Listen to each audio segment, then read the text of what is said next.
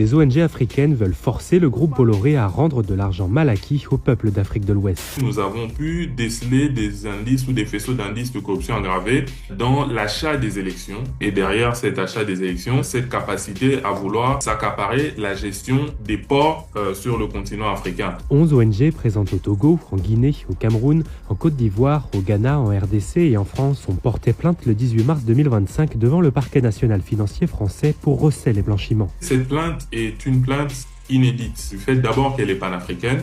Et donc, c'est toutes ces ONG-là qui ont accepté de se mettre ensemble pour pouvoir porter plainte. Vincent Bolloré est déjà soupçonné par la justice française de corruption dans l'attribution de la gestion des ports de Lomé au Togo et de Conakry en Guinée. En 2021, il avait négocié l'arrêt des poursuites judiciaires contre une amende de 12 millions d'euros. Depuis, le parquet financier a requis en 2024 un procès contre l'homme d'affaires pour corruption et complicité d'abus de confiance. Mais le collectif Restitution pour l'Afrique affirme que la Côte d'Ivoire, le Ghana et le Cameroun sont également concernés. Nous pouvons résumer ça en l'achat des élections, trafic d'influence, obtention de la gestion de ports, vente de ces actifs issus des faits de corruption, blanchiment d'argent et transfert de cet argent. Étant donné que les concessions portuaires ont pu être octroyées via la corruption, les bénéfices qui en découlent relèvent du blanchiment et du recel, selon RAF. Pour nous, la réparation, très clairement, c'est que le clan Bolloré soit condamné et que les 5,7 milliards que nous avons pu retracer issus de la vente de Bolloré Logistique, une partie ou l'intégralité de cette somme soit reversée aux populations qui ont été lésées. Le collectif espère désormais que le parquet national financier ouvre une enquête pénale.